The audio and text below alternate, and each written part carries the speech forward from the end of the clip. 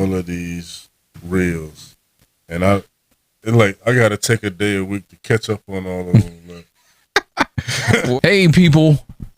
I promise before the intro, we're not going to talk about the election today. We're going to try to stay away from politics because Weez is tired of it, and I'm sure you are too. I used to focus only on hurts. I had many gifts, but I was my own curse. But hold up, wait a minute, stop that. I need to focus on now, not that. Get your mind right and your money tight. Let me just say, we still fighting a good fight, though. We still being humanly, and empathy will win. So welcome to What We Thinking.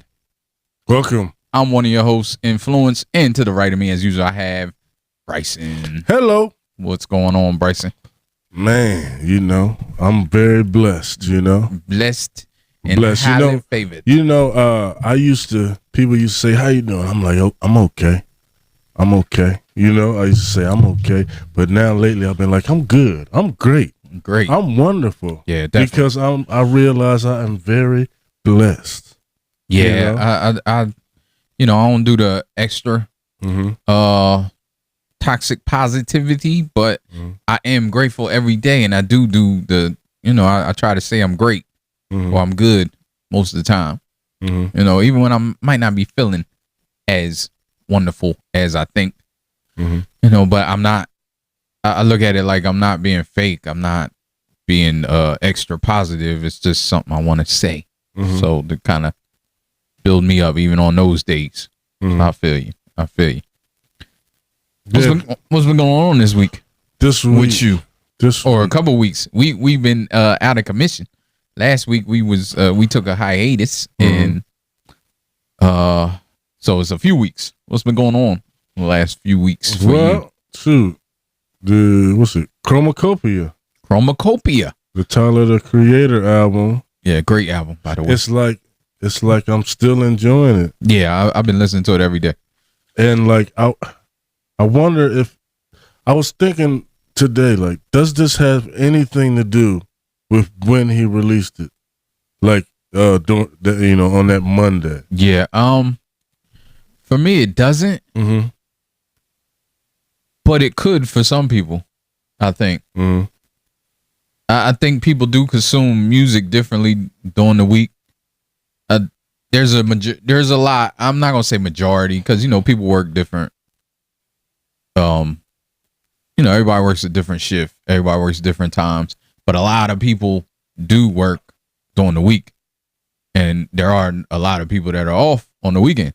So I do think that it might have something to do with some of it, because I could see during the week running around and listening to it every day, and maybe for me, if it came out on the weekend, I might have listened to it that day because I like listening to stuff in my car, and then I might not heard it the whole weekend because I don't really listen to stuff in my house. So if I didn't go nowhere, there's weekends where I'm just chilling. I might not go out or might go to the store or whatever, but it's not far enough to listen to an album, so it would, and maybe that's why I've been listening to it continuously. So I mean, I think it could be both ways. Good. Both directions. And besides that, it's really good. Yeah, I think more so that. Yeah. Like, that's what I think more so. Because I hear the same thing from a lot of people. I wasn't the biggest Tyler, the Creator fan, but I did like him. I did like a lot of his stuff, but I didn't like everything. I know people are saying he's on a 4-album classic run, and that could be true for a lot of people. I just don't listen to all his music like that, but I do recognize how talented he is, and I did like a lot of his past projects, just not all of them. But this, I like the whole thing, and I think the production, the lyrics, what he's talking about, different stuff. I did want to talk about a couple of topics that he's talked about on there, just to get your take. But yeah, I think I told you it was a classic, but I know I was being a little facetious just because I listened to it once and I'm like, oh, this is a classic, but I understand what's wrong in that statement. People don't kill me. But I do think it's a very, very good album, and we'll see if it's considered a classic when the time comes. But I definitely think no skips. Yeah, no skips. No skips. And I think, like, for me, I think it may depend on the person too, putting something in classic status, because I think it like what they've done. How it depends on how something makes me feel. Oh, like okay. if the subject matter touches me in a way. Oh, like, yeah. You know. Yeah. On top of it being great music. And when you said that, you know, I took a little, because I listened to it all the way through and I realized it was good. And I said to you, it's like watching him grow up. Yeah, you did say that to me. Before and it's funny because you said stuff to me before I listened to it. Mm-hmm. And everything, when I listened to it, I was like, oh, okay. That's why he said this. That's why he said that. Mm-hmm. Yeah. And then, like, when you said, and I can go through different, like, moods with music, right? Yeah, so me too. I listened to it the first time, and then I listened to it the second time, and I didn't listen to every song. And I don't know if that was me being overcritical or what. I did that too. Yeah. I passed through, and it might have been my second listening too. Because I always try to get the whole thing the first listen. Mm-hmm. I always try to go through the whole thing, whether I hear something I don't like or not. I try to get through the whole thing first, and then I go back and then I'll pick out. You know, I might fast forward some stuff, and I think I did do it on the second listen. I skipped some stuff because there are some stuff that I like less than other stuff. Mm-hmm. But the third time and every time I've listened to it since, which has been a lot, I've just let it run. Yeah. Like the third time, yeah. And I think I took some time between the second and third time, but when I got to the third time, I was like, yeah, like, you're right. There's no skips on it. And then sometimes I want to hear a certain song, Yeah. and I'll just go right to that song. Yeah. And then I do that too. What I found is, like, I can let it play after that. Like, Yeah. You know? Yeah, I do that too. I think my least favorite song on there, just because, and it's funny because I say this, and I might change my mind later because I listened to it today on the way home from a meeting I had earlier, and I was vibing to it. But Sticky is probably my least favorite track, and I think that has to do more with the features because I don't really listen to Sexy Red like that. Actually, they, her verse is the only verse I be trying to get past. Like, I don't really like. But I mean, it's not for me. Like, her music is not for me, and I found that out. Not saying she's bad or anything, but just her music isn't for me, and I don't really like her not like her. I hate when people say that because I don't know her. I just don't get down with her music like that. It's not my taste. So, but even some of the other people on that track, I don't really get down with either, but I like their verse. But it feels like to me that it's misplaced on that whole album to me. Okay. But I don't know. I need to like listen. I done listened to the whole thing like many times, but I need to sit down and listen from track 1 to the end and figure it out if I really feel that way. But it just feels weird to me. Like, that track feels like when I'm listening to it, I'm like, maybe he didn't want to waste that Wayne feature. Like, sometimes I think like an artist, and I wonder if he was like, because it doesn't mold with the rest of the tracks. Not that it's a bad track, like I said, because later on I started listening to it more and I actually like it, but it just didn't fit the vibe to me of the whole album. It just, and maybe he did that on purpose. Maybe he was just like, we can still go here and still have this type of track, and it's all right. But I was actually a little surprised by that song. I like that song, but I was surprised by that song. And he has like maybe 2 or 3 songs on here that sound like they're radio songs, and I was a little like surprised by that because he usually does the like different kind of stuff, I think so too, and I probably know the songs you're talking about. But Like Ratata. Yeah, it don't sound forced though. Right, yeah. You know what I mean? Yeah. Like it don't sound like he made it to go on the radio. You know, it may be just his talent and just what he does. Like he was just vibing or whatever. But they're radio songs. Like they sound like they could be. Like who knows? Yeah. And it's Sticky. I like Sticky. Like at first it's like these verses are short. Like, you know what I mean? Yeah, that's the thing too. And, it's weirdly constructed, but he always does. He always constructs songs. I mean, it works. Not exactly. No, it does work. It does work. And except his verse at the end, which I think he has. I think he's in there a few times. Yeah, he has like 2 verses or something. Yeah, like he has a short 3. verse. Yeah, like I think it's really short because I was like, okay, but then he comes back. Yeah. I think he's at the beginning and then. But here's the thing. I think he sounds different at different times. Yeah, he does. Yeah. I think he makes his. I think that's one of the things about his music. Like he does that kind of Kendrick thing where he changes his voice and different cadences. He might use a different type of voice, go high or go low. And even to the point where I think he's on there singing, and it's like, is that him? It's him. I think it is him. No, but it's him. like a lot of times it's him. Him singing don't sound like high. him rapping. Yeah, no, because he'll hit a high note. He can go to a high note. What's funny is at the beginning of that behind the scenes where he's making the album, at the beginning where he's like trying to sing this one part and he's singing high and it don't sound good and he stops and he's like, fuck. Yeah. My bad. I think did I spit? Oh no. That's all right. That's what it's for. Yeah, that behind the scenes is dope because just seeing him sitting there, and that's another testament. Like just little ass desk, like with a computer and got a handheld microphone, and he's sitting there doing different shit and playing the piano and doing all that stuff.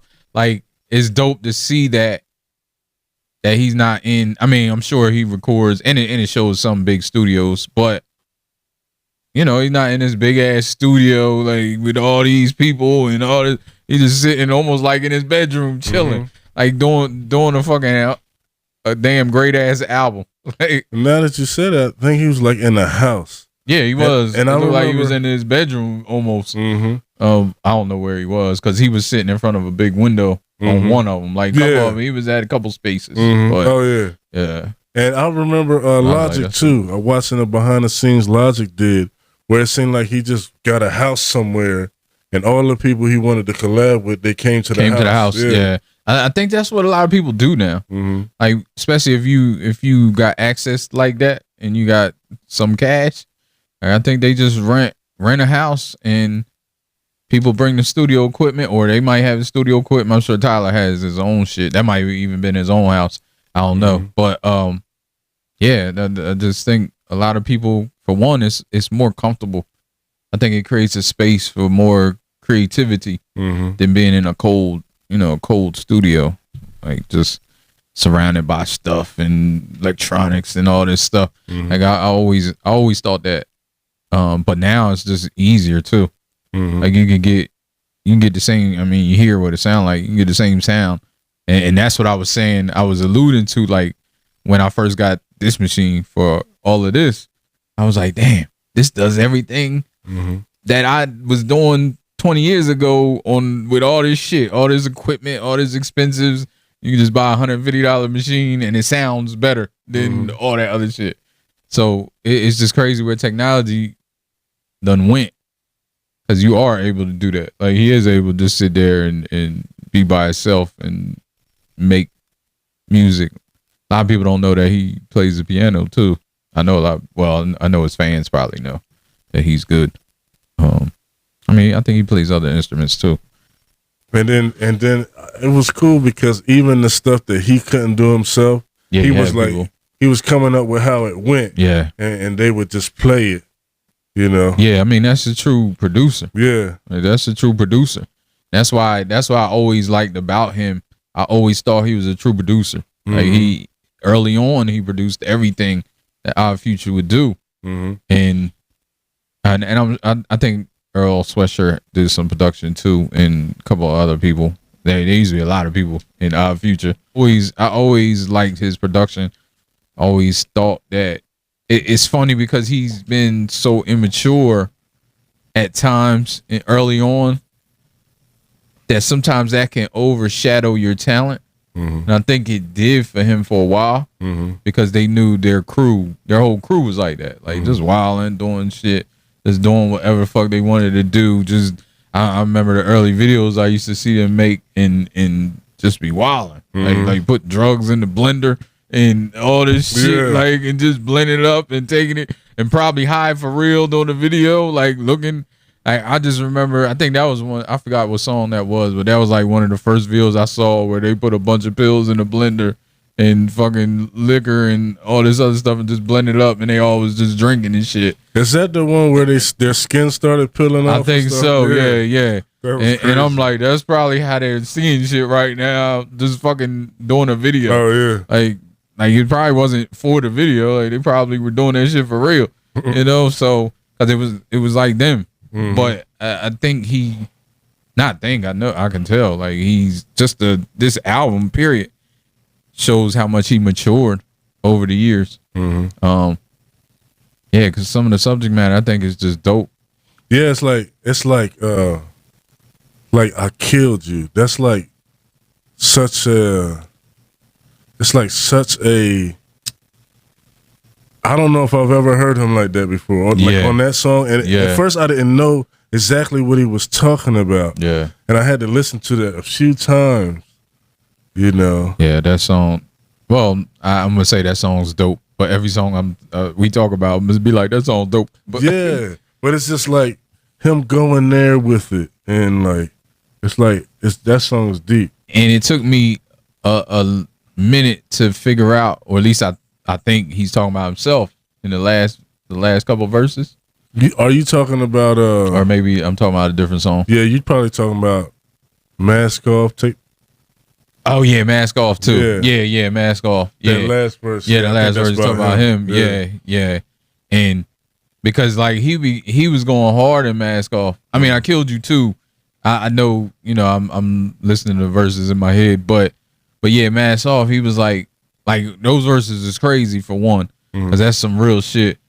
Yeah. But like that's when he was talking about like them weird ass clothes ain't selling. Yeah. Like I think he was talking to himself. Like I feel like he was talking to himself, and to have that type of, like he went hard in that song on himself. Like everything he was saying. Yeah. Like $10 million invested and nobody buying that. Like that shit is wild. That's interesting to think about. My favorite podcast to listen to, the host of it was like, yeah, he's shooting at somebody on that one. I don't know who, but he's shooting at himself. Yeah, like everything he was talking about. You know, it took me a little bit because I thought he was shooting at somebody else. But then when I was listening, and I remember when he was trying to do the clothing line, I remember all that stuff, and I'm like, oh, he talking about himself. Like when I started listening more, I said, yo, that's deep, because a lot of shit in there, I'll be pissed off if he was talking about me. You know what I mean? Yeah. Like all the shit he say. Like he put his whole, you know, he put his heart out there with that one. And then like you said, it's like every song plays off the advice his mom gives him. Yeah. So right before that verse, he's like, always be honest with yourself. Yeah. And that's I think that made me like realize what I feel. Even though every song don't have a piece of advice, but almost every song does. That's one of the reasons why I think Sticky was like, because it doesn't have a piece of advice in the beginning. And it's just like, you know, it's kind of like a party song a little bit. Yeah. You know, they talking about shit, but it just didn't feel like it fit. But almost every song has a piece of advice his mom gave him, and then he talks about like going through that shit by not taking her advice. Kind of you know, I don't know when she gave the advice, if it was before or after he went through, but whatever he's writing, it's like the result of not taking her advice. Like every song that has that advice. So I was like, yo, that's dope. Like that's dope for him to examine that. You know, like his mom. And there was one thing I wanted to talk about. Like I saw people saying they couldn't forgive his mom because in that one song when she says, you know, your dad was a good man, it sounds like she kept his dad from him. And I wanted to know what you thought about that. Like I'm just gonna tell you what I thought. I don't know. I don't know how I would feel towards my mom. Me personally, I think you love your mom. Like, I think you, me personally, because I think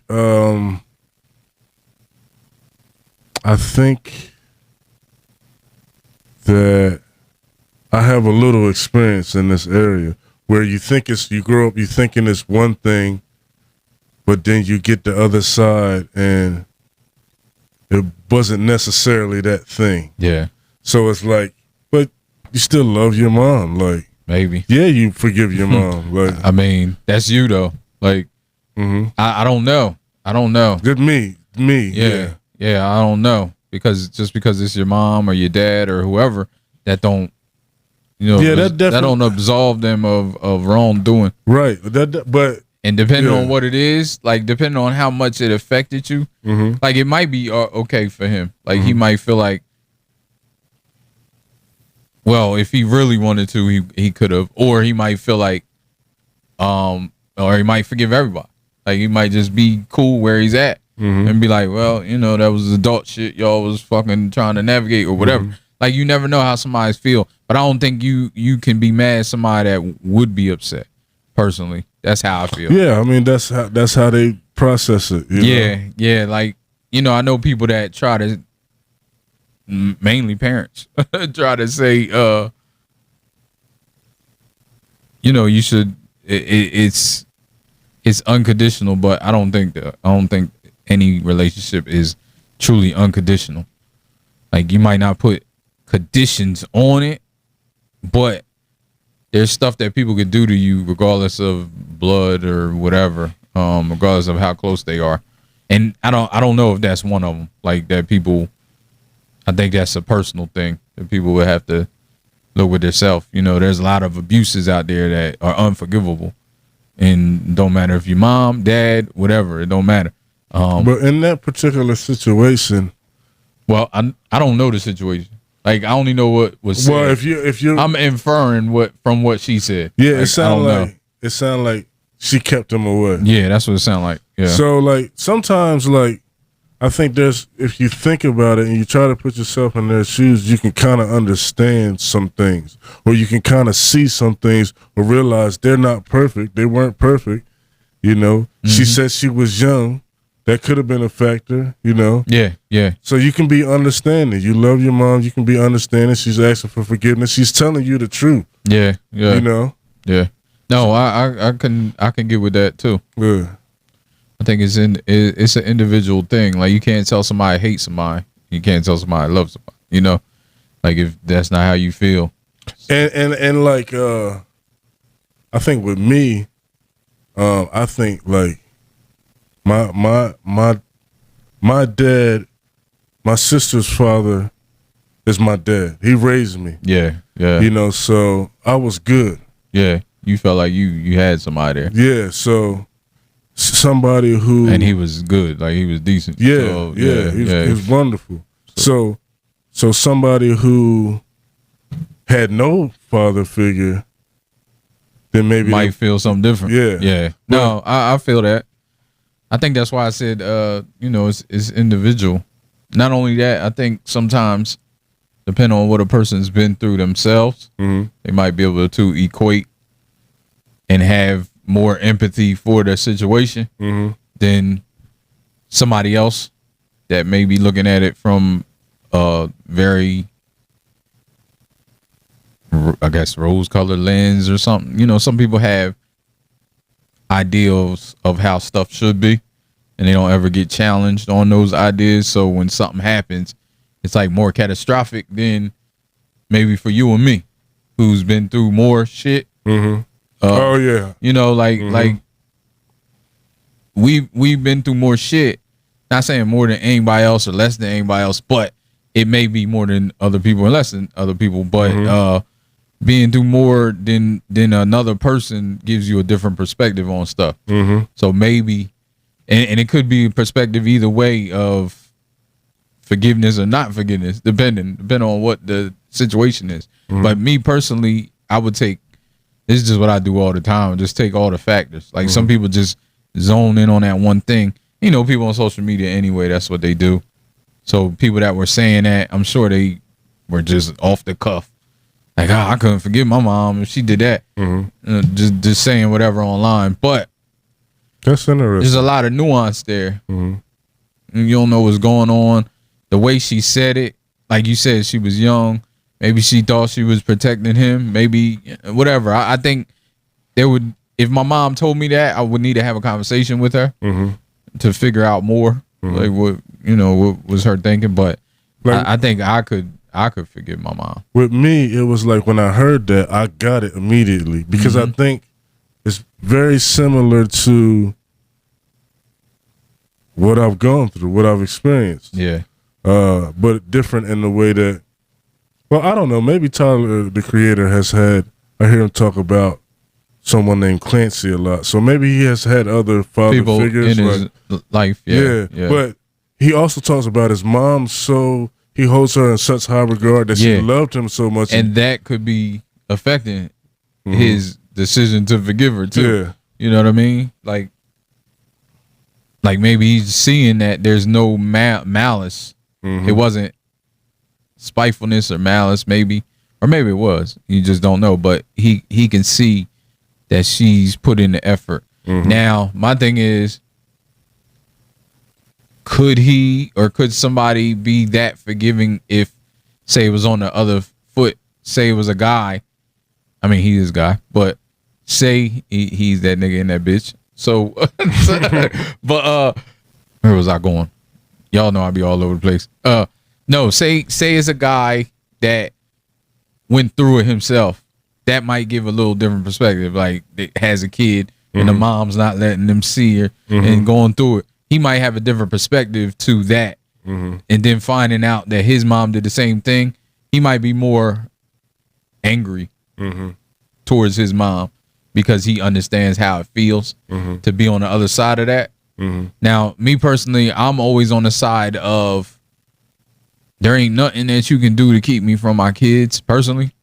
Just on that note, I'm not, I don't want to go out on too big of a tangent, but there, even though I hate the court system, I don't want to go through the court system. There's ways that you can go, and I mean, if you really, really, really want to go that route, you can go that route. Now, I understand the convenience. It's not convenient. It's not great. It's not a good thing when people do that. But like I said, I'm from the cloth of you can't keep me from my kids. I always wondered that too. Like, right? Like, yeah, they may be trying to, but like, you have rights ways too. Like, there's ways to get around that. Now, it's not convenient. Like, it's not.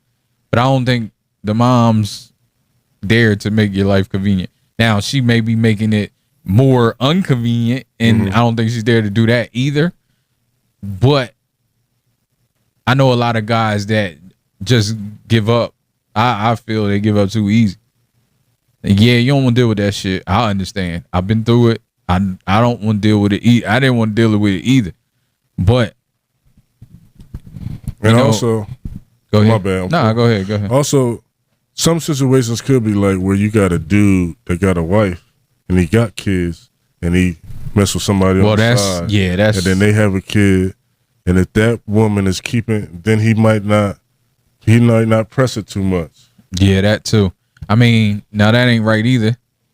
But yeah, but that's what I'm saying. Like, he might feel like that's a lot of times though with that. I'm trying to gather my thoughts. He's probably feeling like that's more convenient for him, depending on if his wife knows or whatever. Like, if she don't know, he might be feeling like, oh, I ain't pressing the situation because she ain't gonna tell nobody, so I'm just having it. So that adds a whole bunch of other nuance to the situation. Yeah, I mean, that's a difficult thing. That's a difficult, and I think it's individual. Like it's an individual thing. What? Every time you start laughing, I'll be like, "Oh shit!" I just thought of something funny, but I won't say You don't it want to because say it there's on other the pod. people involved. You don't want to say it on the pod. We can blank out their names or. Oh no, I won't say no names. But if I just say a statement, They'll know. It would indicate other people in the situation. Okay, you know so, what I mean? So they would know. Yeah, or just you know. If people know other people, then they can assume things and stuff like that. So True.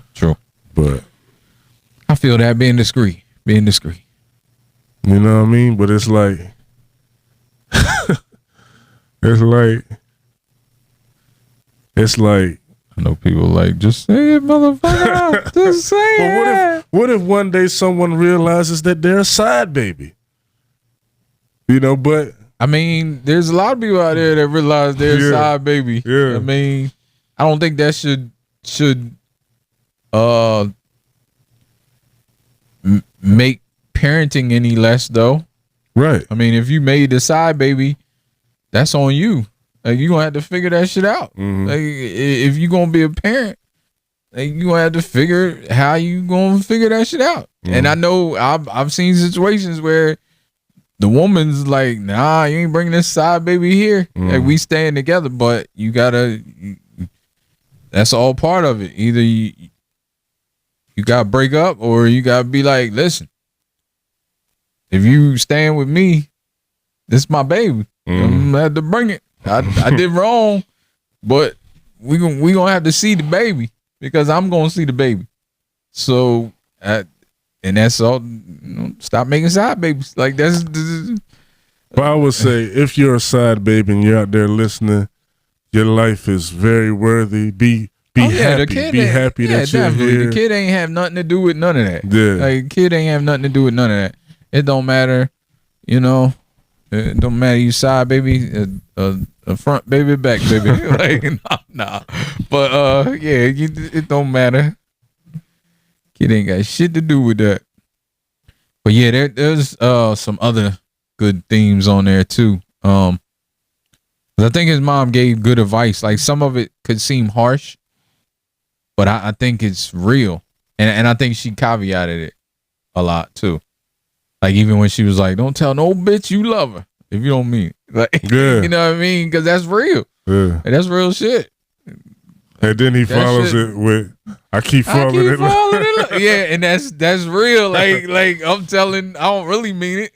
But even that is, maybe he does mean it. Yeah. Because he's just not made for monogamy. Mm-hmm. And that's basically what he's saying. I can relate to that song. Yeah, I'm sure you can. Like, and a lot of people can. I think a lot of people can, because that's you know, and listening to that song, some real shit. Yeah, and then listening. Forever is a long ass time. Yeah. Like, that's a long ass time. I feel like I've had them feelings, and I feel like in listening to that song, part of me wants to deny, like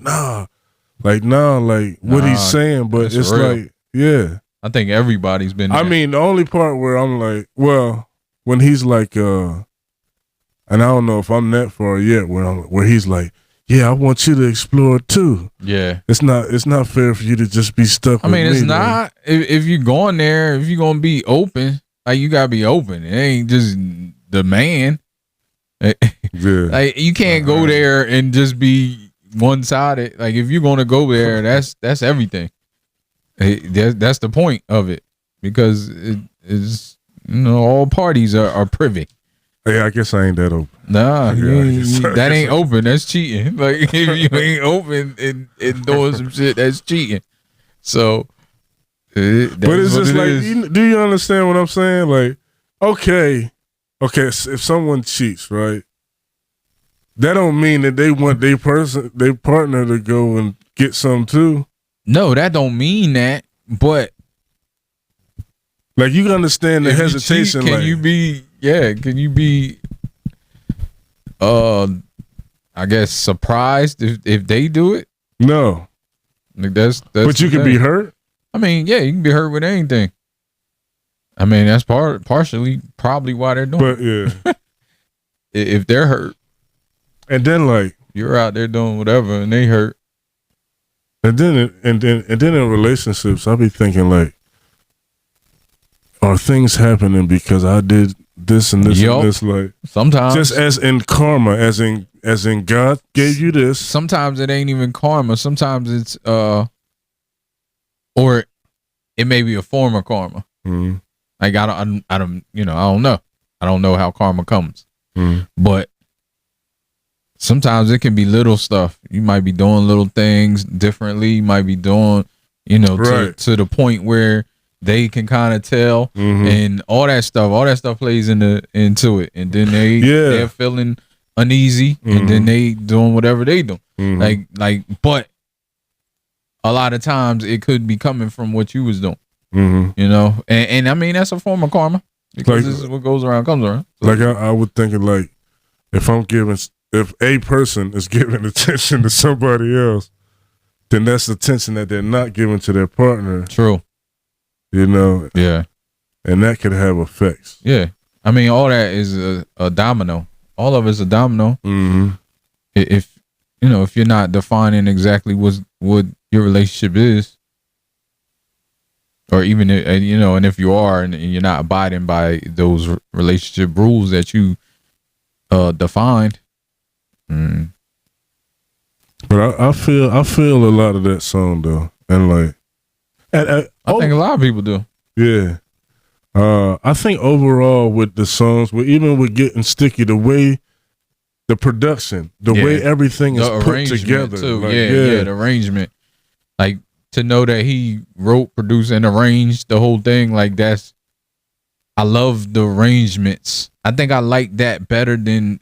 Well, it all goes hand in hand with the production, but he just knows how to put different shit together because like beat changes and different stuff like that, and weird type of sounds that he uses sometimes. It sounds like it won't work, but he knows, and I think that's where being able to really play music comes in handy because if you can really play an instrument, not taking away from any producer that can't or only a little bit, but if you can really play an instrument, you understand stuff. You understand how the music goes together. I think better than somebody who doesn't. In an interview, him talk about different musical influences, maybe like jazz, like different kinds of music that he's into, and I can kind of hear it in this album. Yeah. Like there's like 5 songs on here that have like just a smooth, like chill, like vibe, like almost maybe jazzy. Yeah. Like I'm talking about where's Darling I, there's Tomorrow is fire. Yeah, that's fire. What's the one? Take Your Mask Off. I Hope You Find Your Way Home. Yeah. And Like Him. They all have a similar kind of smooth vibe to them. Yeah. With different sounds, Nah, I agree with that. Yeah, I've been finding myself going, I guess because, it depends on what mood I'm in. I'm starting to go to different songs, but like I'm going to them kind of songs a lot. Oh yeah. And I do that too because depending on the mood I'm in, I know every song ain't that mood.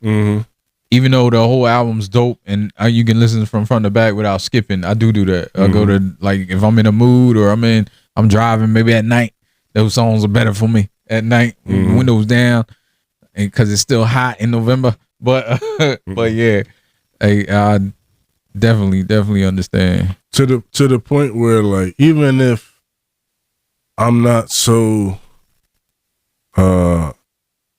even it becomes to where it's not about the subject matter sometimes. It's just about hearing that vibe, like, to me, like, here, but yeah, like, and then, like, what's the name grew on me? Thought I Was Dead. Yeah. Thought I Was Dead. Thought I was dead. Because I wasn't Thought sure. I was dead. I wasn't sure. I like grew, that shit. It grew on me. It sounds like a lunchroom song to me. Like just beating on the table. Yeah. Like just doing whatever, like at the lunch table, everybody spitting. Like that's it's a fun song. No, it is fun. That's a fun song. And then I like how like like I didn't know the features, all the features, but then when I bought the album on iTunes, then it showed me the features. And I'm like, oh, okay, that's Schoolboy Q on there. Yeah, and then there's some songs, like I said, when he's sounding different, that I thought it was different people on there, but no, it's just him and like a singer. Yeah, yeah. I know Schoolboy Q does that too sometimes with his voice. Like he'll sound different, depending on what he's on.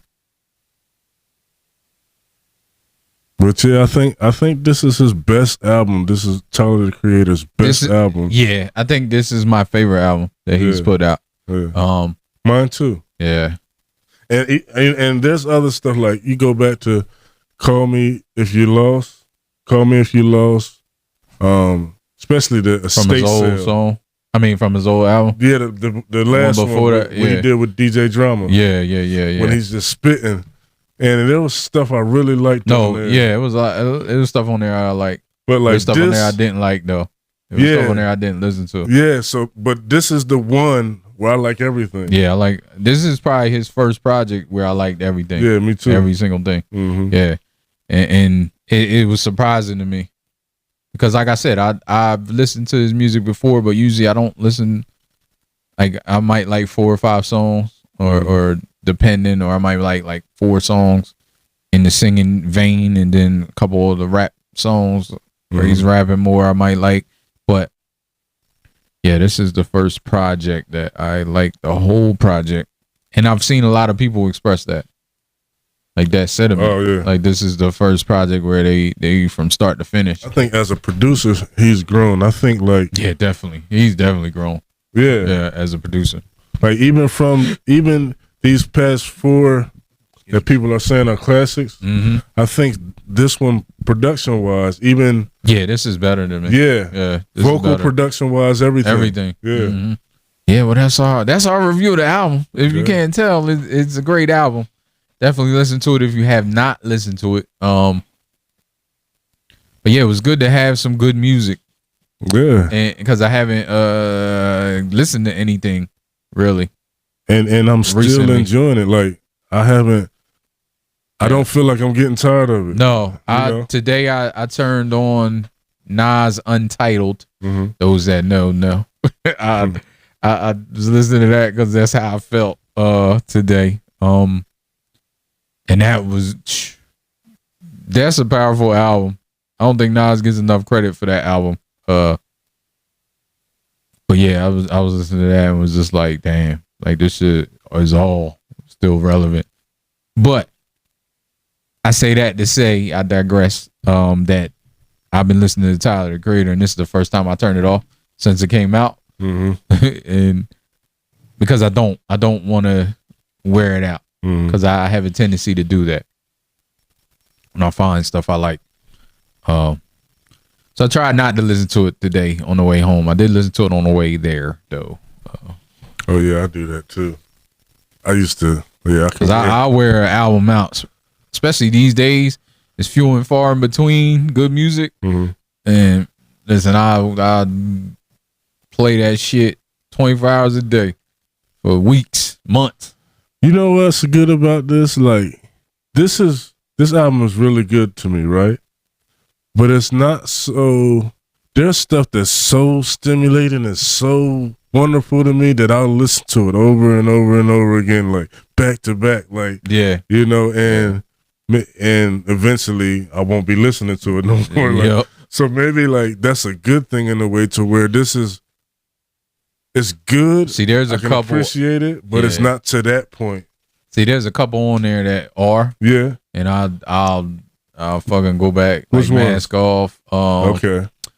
The second song. What's the second song? Yeah. That I just like the way that shit vibes. Yeah. Like that shit, especially when you're driving. Like that's like some speed racer music. I realized because I be in my work truck. Right? Oh yeah. In my car, it sounds way better. It's different. Yeah. Like your truck don't have good speakers in there, do it? Every truck I've ever been in, they sound like trash. I mean, I'm sure you can get them, and I'm sure like dudes that own their own truck and got it souped up and got a good sound system in there or whatever. But every truck I've been in or rented or anything, that shit sounded trash. I didn't care what it was. It's not bad. It's just maybe I gotta adjust the settings. Oh, okay. You know, I just was wondering because usually they had a little.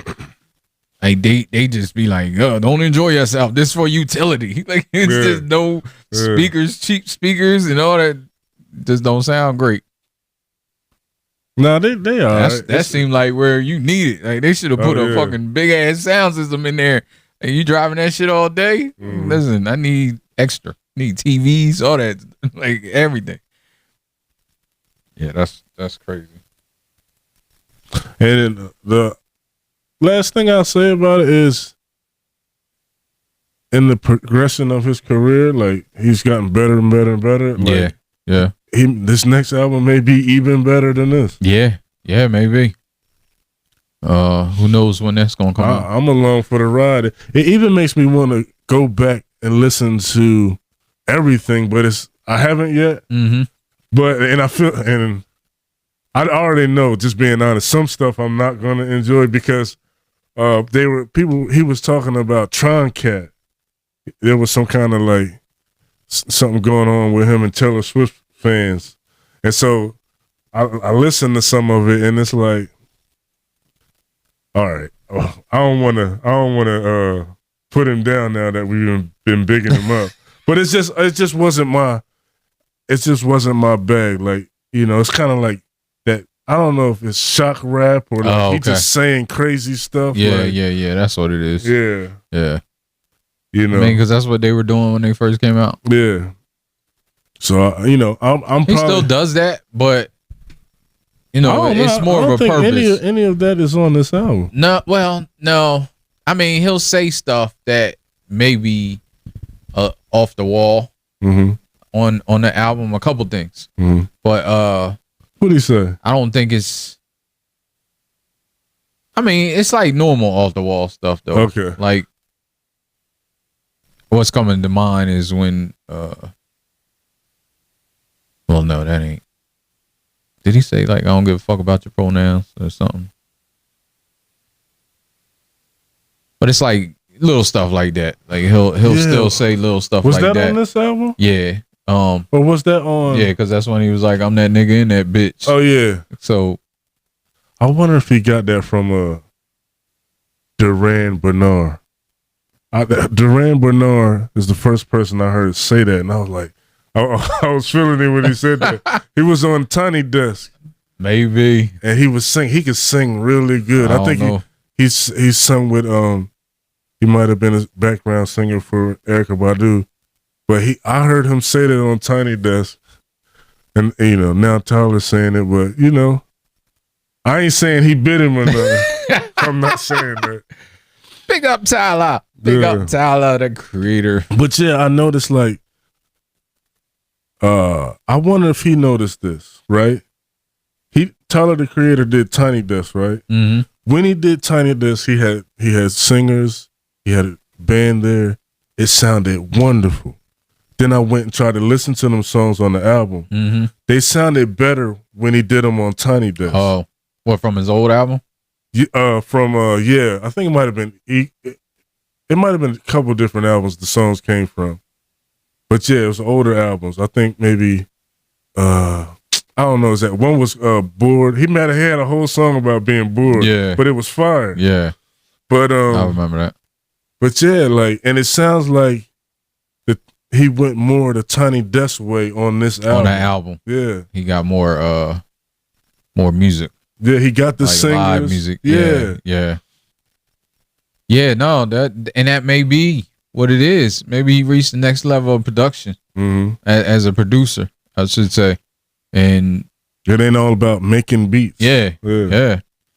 Sometimes it's putting that shit together, knowing how it sounds. People like, I saw some people hating like because the singers were really good on that Tiny Desk, and they were like, oh, well, you know, it's like. They basically made it seem like they were the actual show. You know what I mean? But I'm like, don't you know he's behind all of this? Yeah. You know? Yeah, like I told him what to sing. I told him how to sing it, and they deserve credit. But at the same time, people are giving him like crazy credit and not giving him any. Yeah, and he did his parts too, like rapping and like I said before, like he kind of downplays the singer. Well, he says he can't sing. Yeah. But what he does sounds good. I mean, it's like that thing. Like it's that thing. Yeah. Like you make it sound good. Yeah. You can't really sing. He doesn't really sing like an R&B singer, but it sounds good. So I don't know. He know how to do it. He know how to do melodies. He know how to do runs kinda. Yeah. When you listen to the album. Yeah. He just ain't, he not Whitney Houston, you know. He not, Cisco. I mean, I don't think he's any singer, like an R&B singer. But what he does sounds good. Yeah. It doesn't sound bad. Yeah. And he makes it sound good. Because some of that singing is bad singing. Mm-hmm. Like some of it, but it doesn't sound bad because of what he's doing, the whole song, like the production on it, all that stuff. He just knows how to arrange it. Like him. Like he's not staying on note on some of that singing. Like it's not the right note. Mm-hmm. Like if somebody was being critical, they could tell that it's not the right note that he's singing for that song. But the way he arranges it and puts it into the song, and it sounds good. It's the same thing. I think Future is less of a singer, but it's the same thing with Future. Like the way those type of singers do, or I can't even say singers, but the way they sing. Just the melody and the I don't know. It's kind of singing it's kind of, even when you talk about Future, I remember like, I mean, it's singing because it's singing. I remember the first song I ever heard from Future. I think it's called "Turn Out the Lights," and I think and it was like, wow, this is really, people are really liking this. This is not, like you said, an R&B singer. This is not a professional singer. But I think he's singing with his heart, like, you know what I mean? Yeah. And I think that translates. Well, I think the vibe. Yeah. That's what it is. Yeah. Like, and that's what it is these days. Like it's more of a vibe. Like you got songs where people ain't saying shit, which is some of the complaint of people that like lyricism. You got songs where people aren't saying nothing. Damn near, 4-line songs. They just repeating.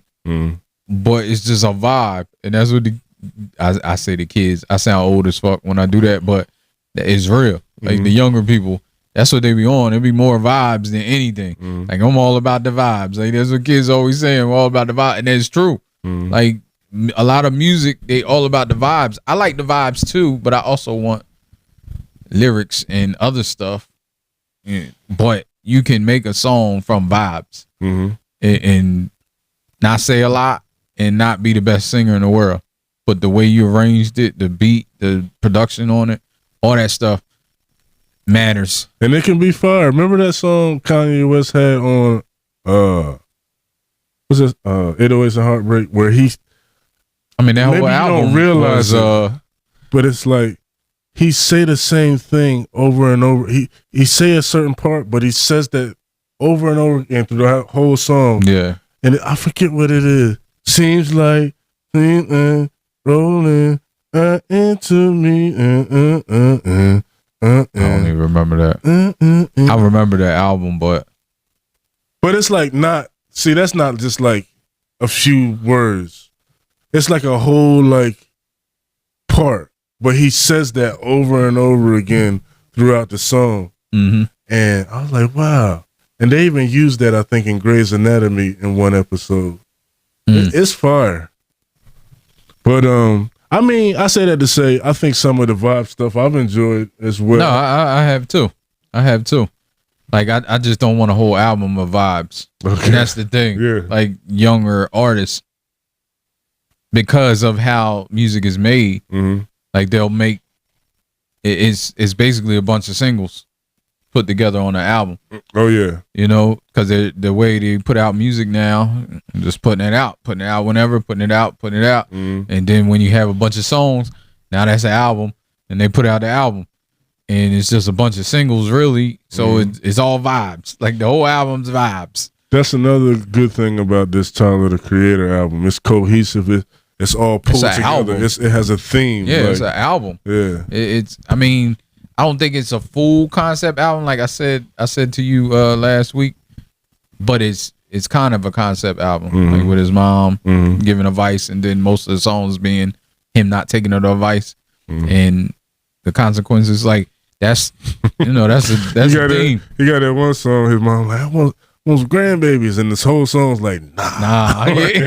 But then later on, when he talk about getting the girl pregnant. No, that came before that song. Oh, did that? Yeah. Was that before that song? Yeah, and I think it sounds like, I don't know if he actually... Well, it sounds like he left it up to her to whatever she wanted to do, and I don't think she said what she wanted to do. Well, she actually, I think, said she wanted to have it. Now, is he... I wanted to ask, like, is he married? No, I don't think he's married. Because in that video, he got a ring on his ring finger. And I was like, yo, I wonder if he's married and ain't tell nobody. Like, it probably got some kids or something. Ain't tell nobody. Because that's how J. Cole was for a while. Like, ain't nobody know that they was married, him and his woman. Who knows? I'm taking him at his word on these songs, but he also likes his privacy. But the way he's saying, yeah, and some of the stuff he's saying, like about meeting women, even though he don't want to be monogamous, he's still deeply in love with these women, or at least a few of them. He's been deeply in love with them to the point where he's been hurt for certain things. So who knows? Yeah. But I was just wondering, because I didn't know if you knew any more, because I see him not telling anybody, because he does like his privacy. Yeah. And I don't know. The only thing I don't like about this album is when it was released, because I wonder if it's gonna get snubbed at the Grammys next year. No, it should it's so not. long. Yeah. No, I don't think it should either. But that don't always matter. It's very deserving. That don't always matter. So, and like, depending on what comes out, that's the other thing. Like, depending on what comes out between, not that he should definitely be nominated right now. I don't care what comes out. But depending on what comes out, like, I think he would win if he was in there now. Yeah. Next year, you don't know. Yeah. Depending on, and you can't make music, because I'm cool with not making music for that reason. Yeah. So that's. I wonder if he tried to get it out before, because I think no, it was August. August 30th is the cutoff for the Grammys. So anything that comes out or the 31st, because August got 31 days. I always forget. I think so. Yeah. The 31st is the cutoff, I think. So anything after August 31st can be considered in the Grammys. So yeah, this came out. This is a couple months. So he probably wasn't even giving a fuck. Yeah. He probably figured it's gonna be nice, it's gonna be good, and it'll be good for next year. I hope all the voters are conscious about this and remembering it, because that can be a thing, like, people may forget. Yeah.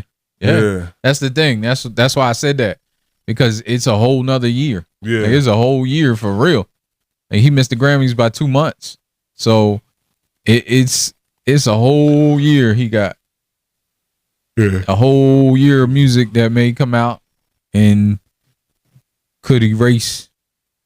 Because to be fair, we consume music much differently than the average person these days. And I think that's an age thing, but I also think it's just where the world is. Because I'm sure there's older people that consume music just like young people these days. We just consume it a little differently. We still kind of consume it how we used to, even though we consume it on platforms that's not how we used to. But yeah, that's the only thing when I say that. It's definitely deserving for Grammy nod. Yo, and whew, yeah, I was thinking a couple of things. One of the things is, I think listening to this, I think he's like becoming like a top producer in hip hop.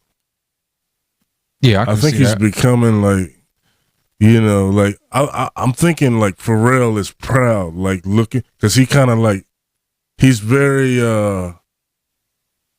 I think he even said he don't idolize him, but he like, or am I mixing this up with something? But anyway, you can tell he likes Pharrell's music. Like, yeah. And you know, so. Yeah, he looks at him. I mean, he looks up to him. Yeah. I don't know and how. You can hear, you can see, but you can see his influences clearly. And he's like unapologetic about it. No. Like, you know? I mean, because everybody has influences. And everybody you don't just come out the womb just out, you know, maybe Stevie Wonder. I don't know. But you know, you don't, and I'm sure Stevie Wonder didn't either. Like, I'm sure he has influences as well. But yeah, everybody has influences. You get it from somewhere.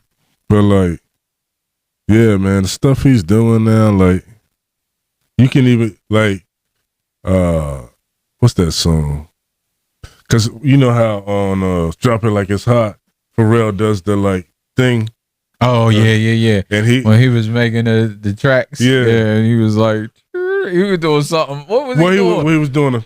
Yeah, he was clicking. But he was doing something else too. He was making like some type of noise. Yeah. And I'm like, what is happening? But that shit is dope. But Tyler does that one sound on this album. I forget what song it is.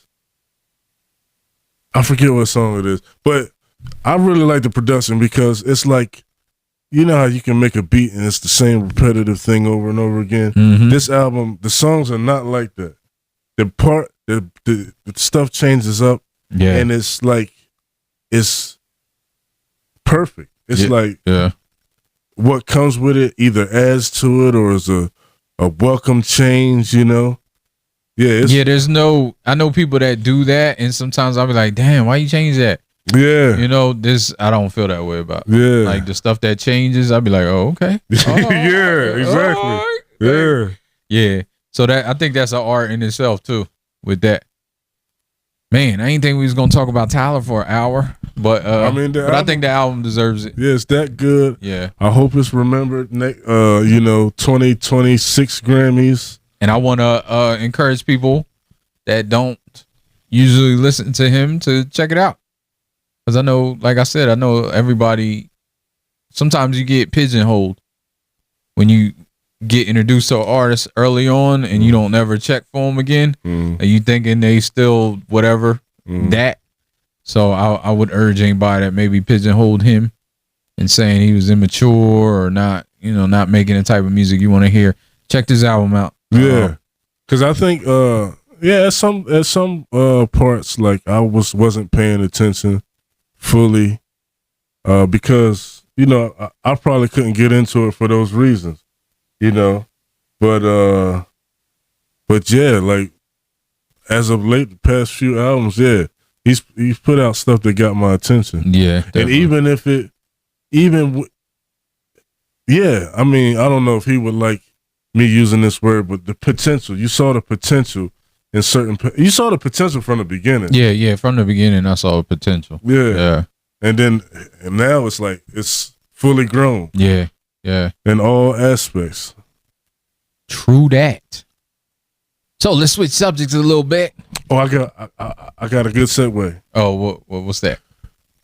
What do you think about the rap album category for the Grammys? Because the way I feel about it is, me personally,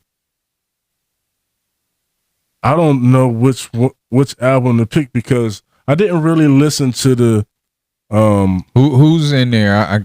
I gotta remember. I did see Metro Boomin and Future with We Don't Trust You. Okay. Eminem. Might Delete Later. Doshi. Cold. Yeah, Doshi. And who else? That's tough.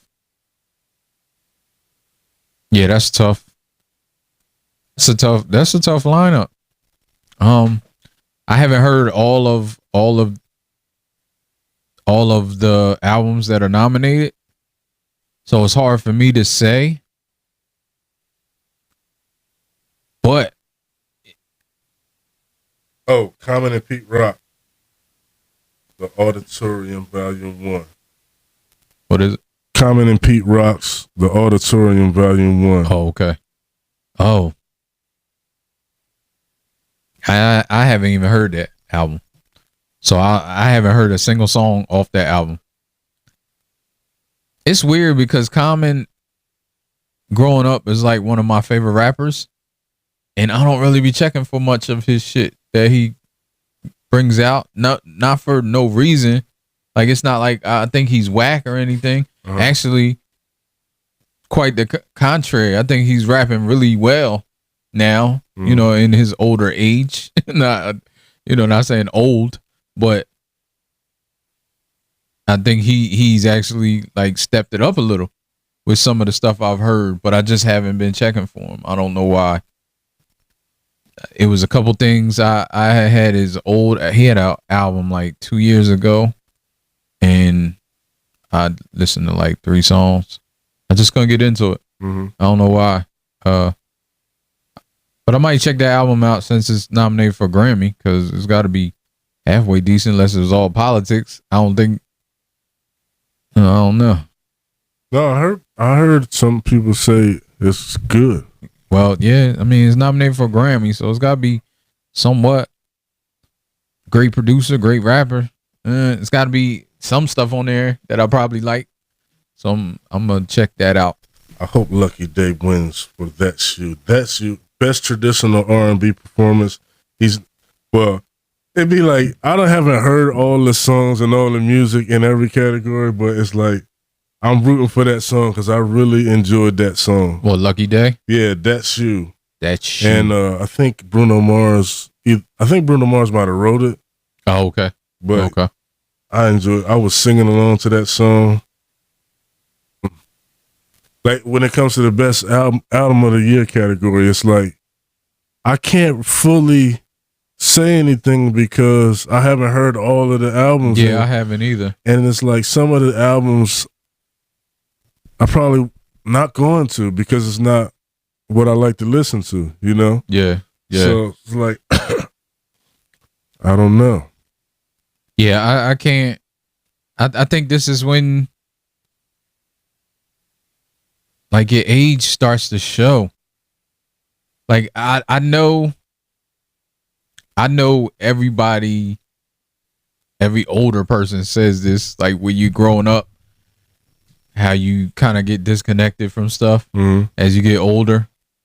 And it doesn't have, it's not an absolute, but I think it happens a lot just because of life. We only have so much time to consume stuff. So you don't consume the amount of music that you consumed when you was younger. It just takes up a lot of time to do. So, like you said, you're into podcasts a lot now, so you're not listening to a lot of albums while you're driving. You might listen to some that come out that you're interested in, but back in the day, you probably listened to almost everything that came out, or at least checked it out, maybe. But I don't know. That doesn't have to be absolute either. But I know for me, it is. I used to listen to everything or try it out, and actually heard everything that was coming out. Now I'm not paying attention as much. So half the albums I don't even know I didn't even know when Pete Rock and Common came out. I didn't even know that came out. I did. And the thing is, it had to be over the last year, but I don't know. I didn't even know that album existed until I saw it nominated. I feel like maybe you're right, and my consumption is probably not as much as it used to be, but I think I still consume in the same way. I listen to what I want to listen to, right? Yeah. And or if I'm not feeling something, then I'm probably not going to finish it. But in saying that, best rap album, I've listened to 1, 2, 3, and 3 is five albums. I've listened to 3 full albums, and I tried to listen to the other 2, But Okay. Well, at least you tried it. We Don't Trust You. I tried to listen to that. I just don't. That's not me. It's not my music. That's what it is. So I listened to like a couple songs, and I listened to that verse. The first single on Common and Pete Rock album, and I wasn't. How do I say respectfully? I wasn't into it. I wasn't into it. Wasn't into Not that it's bad or anything. Some people say it's good. I just wasn't into it. Yeah. I'm gonna give that a shot. A listen to. I know I'm not gonna listen to Metro Boomin's album. I just won't. Yeah, that's tough because if I could speak honestly, all right, I'm gonna put it like this: there's a couple albums that I don't think should win because it's too soon for this one. It's too soon for this artist. Why you say that? If the album's good enough to nominate, don't matter if it came out yesterday. I don't think matters. I don't think it should. I don't think it should win. I don't think it deserves it. Oh, okay. I think it's and I that's fine. Yeah, I can get with that. I don't necessarily think this one should either. I don't know. And I can't say because I would say if you told me I would nominate, that would win. That one? Yeah. Oh, but okay. I haven't heard any or most of the other albums. This one, I probably heard a couple songs of Doche, and that's probably it. I haven't heard any of and off of Metro Boomin. It's like I can't completely say because, like I said, I ain't fully listened to this one or this one. Yeah, I ain't fully listening to none of them. This one, there's things that I don't like on it. Mm-hmm. You know what I mean? As far as things said and stuff. Oh, okay. You know, what's that? We talked about it. What album is that? I can't see. This one. I got my glasses. Oh, okay. Oh, I forgot that was on there. Joe Budden wouldn't give a fuck. I'm like, this one? And I don't want to say names. This one? Yeah. I don't care either because it's our opinion. Like, I don't care. We're not being disparaging. But yeah, Slim Shady album, I don't know if I would be. I don't know where to put that because I would say J. Cole. Like I said, I didn't listen to the other albums. The other albums might be better. Yeah. There's stuff on Slim Shady's album that I don't listen to and don't like. J. Cole, right there, all the albums I've heard, everything from all the albums I've heard, that's why I say J. Cole, because I like that whole album and I like more songs than any of the other albums, but I haven't heard all of the other albums, so yeah, I wouldn't be the voter. I wouldn't be the decider. Well, like if I mean, not that they do any better. If I had ever had a chance to be a voter, I'd listen to everything. Yeah, you should. Yeah, I mean, I know they probably don't because a lot of that is politics.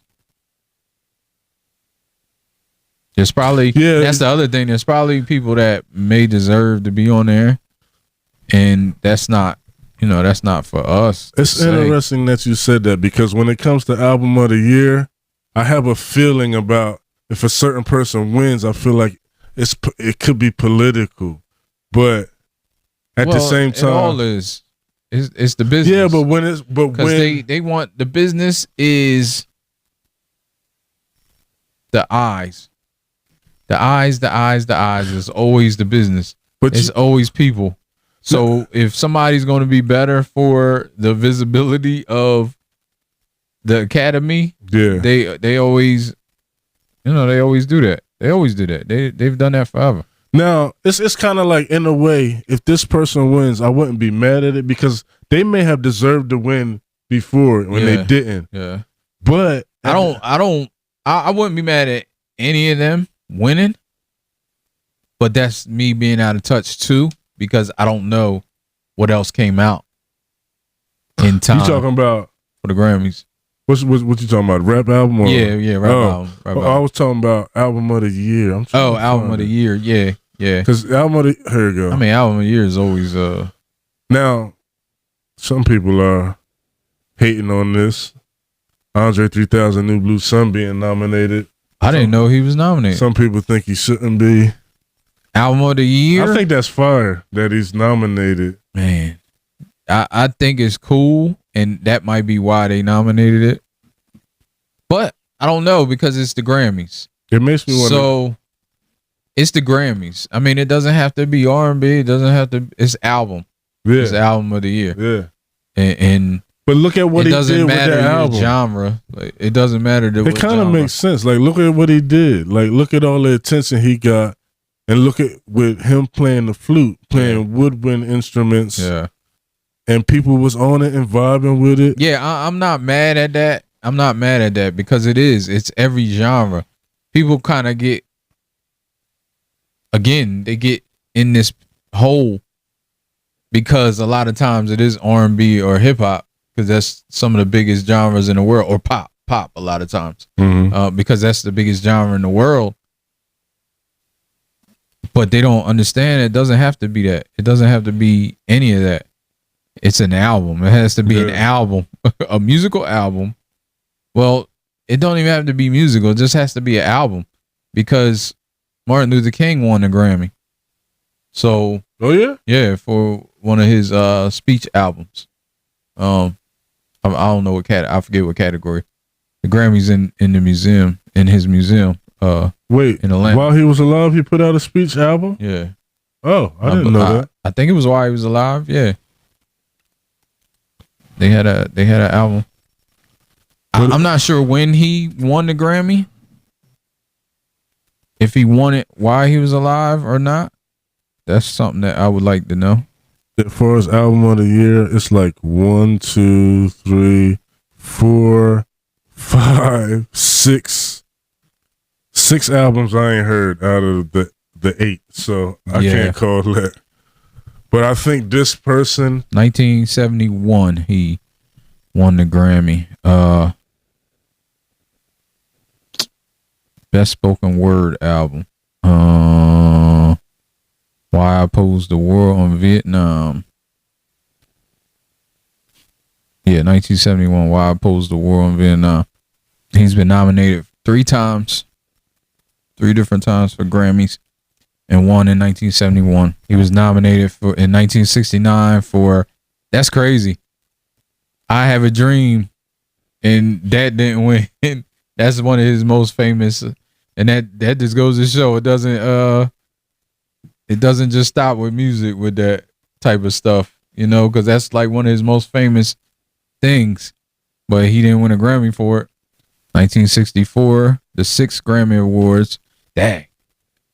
That's the 6th one he was nominated. Best documentary, spoken word, or drama recording other than a comedy. Yeah, they be having some wild categories. So I feel like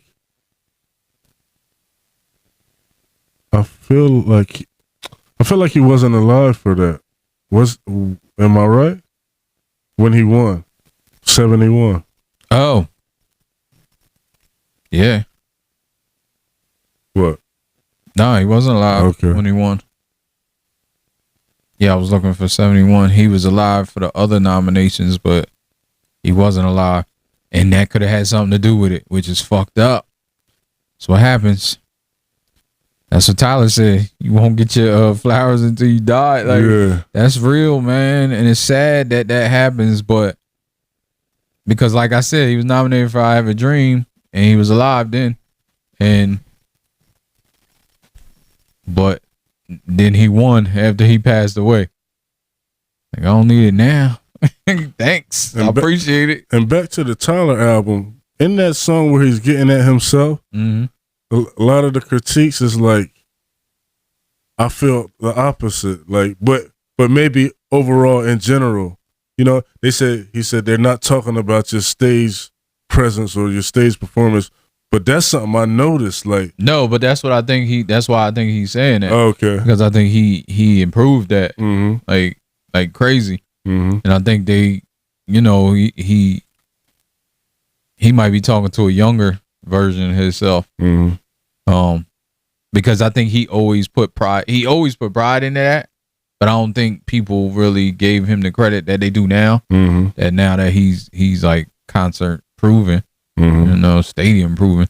So that's one of the biggest things that he's known for now. But I don't know if that was always the case. That's what I think he's saying. The Grammys, man, the Grammys is always peculiar, but I'm really out of touch this year. I don't know nothing. Don't know nobody. Don't know nobody album. Don't know what anybody's been putting out. I'm sure everybody that performs, I'll be like, who that?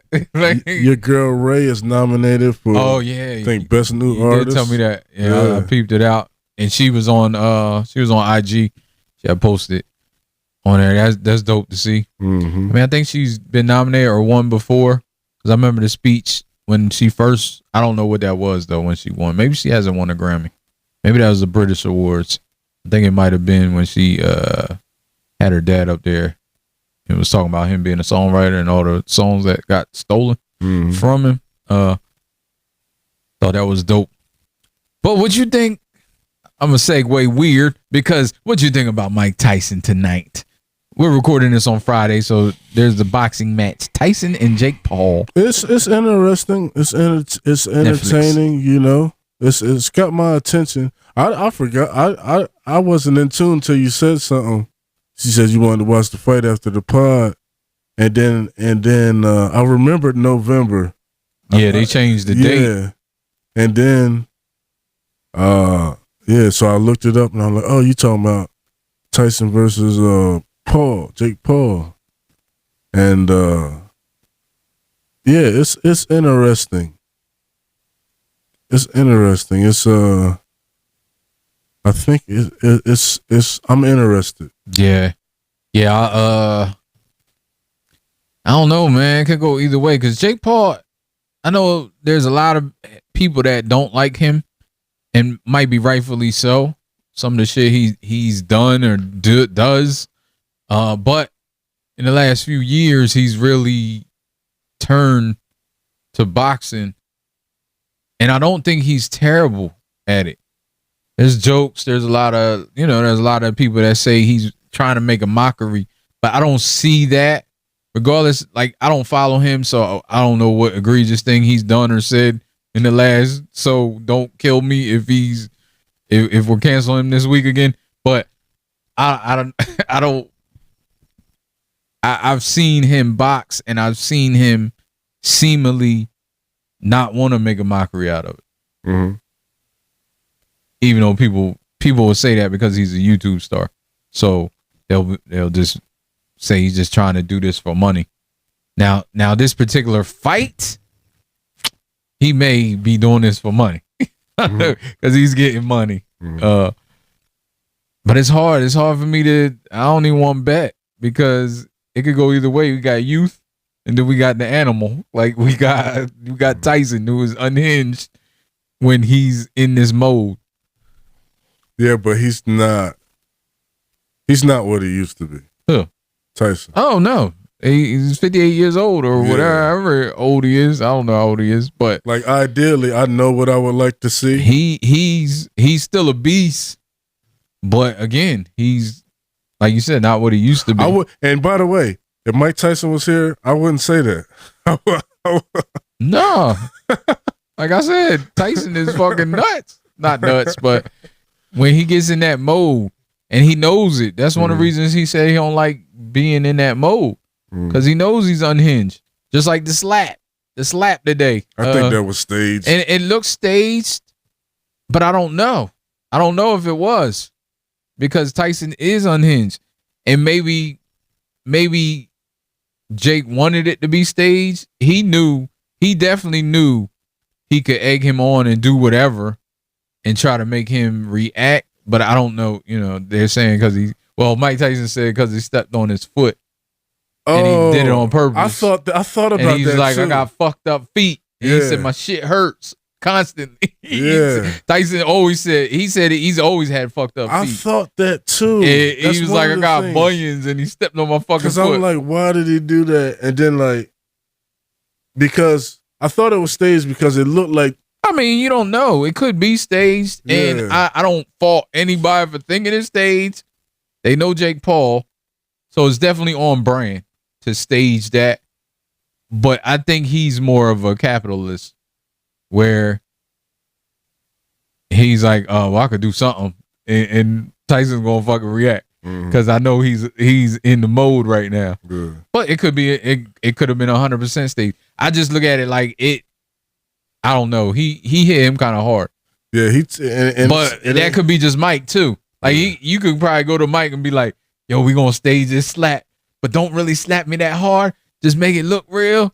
And he'll fucking take your head off just because. But it ain't look like it phased him though. No, I mean he wasn't gonna show it anyway. But I don't think he got like the fool.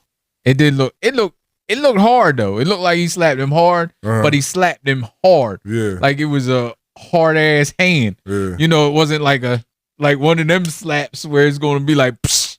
It was like like the competition slap. Like where it was he just almost knocked him out with a slap, but he hit him hard enough to knock him out. And that's funny. I think I want to see. I want Tyson to win. Yeah, me too. Because I think. I mean, this is already affecting his legacy, but I don't know. 50 Cent just posted today because Mike was saying something. They was like, "Yo, get this bitch out of here." 50 was like, "Get him the fuck out of here," Mike Tyson, because in an interview or something, they asked him something, and he was like, he just went off on another tangent. I don't know what he said, but whatever he said must have been crazy because 50 Cent posted was like, what the fuck is going on? Like, protect the kids. Like, get the kids away from Mike. Yo, you know what's so interesting? This Mike is so different than the Zen, like, weed smoking, like, you know, ayahuasca toad doing. But that's what he said. Yeah. And he said he knows it, and that's why he never wanted to. He used to always say, I don't want to go back to boxing because I get in this mood and I get in this mode where I'm just like, fuck it. Fuck it. I want to hurt you. I want to kill you. And that's just it. And that's the thing that could be dangerous. If you really believe this fight, I believe it's a real fight. But if you really believe, some people believe the fight is rigged and it's going to be rigged. Like I said, it's Jake Paul, so who knows? But I don't think he wants to do that because somebody would say something, I think. And that would be damaging to the rest of his career. I think it would. This fight is really weird because it's a lose-lose for both parties. I don't know. I look at it like it's a lose-lose if because Jake Paul loses to Mike Tyson. If Jake Paul loses to Mike Tyson, it's a lose for him. How? Because he's so much younger and is so much in boxing, and I think it's a lose for him because they're gonna be like this old man. I'm not saying Tyson's old and it should be a loss for him, but I think people, especially younger people that follow him, will look at it as a loss for him. So I don't think, and if he beats him, I think it'll be, oh, well, he's old. He's old. He was washed up. It ain't nothing. Like anybody your age would beat him.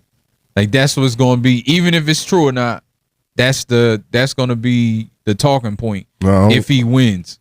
I thought you and meant on the something other else. end, okay, if Tyson beats him, yeah, he's an older Tyson that everybody's gonna be like, wow, but still it's Mike Tyson, and there's a lot of people that expect him to win. So it's like, why are you doing this? And if he loses, it's like, really, why you do this? You know, that's just a loss. That's a real loss, and that's a loss to, and that's why they asked him about his legacy because it's kind of like a blemish, even though he's had other blemishes. I always say this is just on his other blemishes. Like, don't nobody. Tyson is a weird individual because there's not a lot of people that hold him to his blemishes, right? Like other people. Mm-hmm. And I'm not saying you should or shouldn't.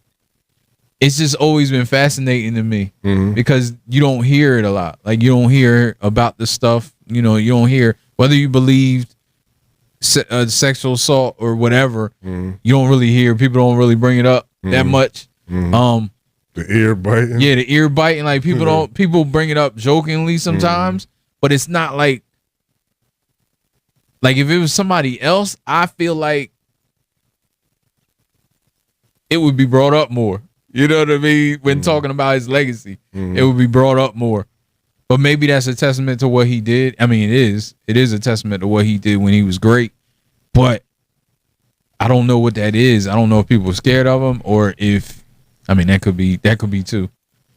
Or if it's just he's low. How changed, like how changed he is. And I know a lot of people didn't believe the sexual assault, but there's been times when he said some stuff, and maybe he's just saying generally he could have been a nicer person, and maybe that's why he got in the situations that he was in because he wasn't a nicer person. But sometimes it sounds like he may have done it, or maybe he did something that he don't fully understand that what it was then. You know, maybe not the full thing, but maybe he just did some shit that, you know, he just didn't understand was not good to do. I don't know, because I hear him in interviews sometimes talk about like when he was younger, like how he was and how he don't want to be that person, and it just makes me think about that. But I say that to say that people don't bring it up, and like I said, I'm not saying you should or shouldn't. I think that's a personal thing to you.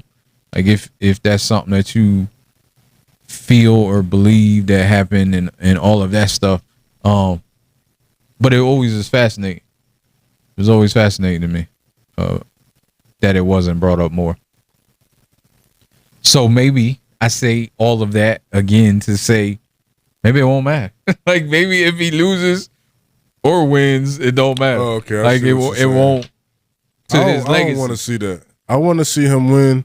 I honestly want to see him knock I want to see him out. Yeah, I want to see him fight. But at the same time, I gotta temper my expectations because with him and Roy Jones, it wasn't that. Yeah, that was and a lot of people are saying it was, and that's what I think.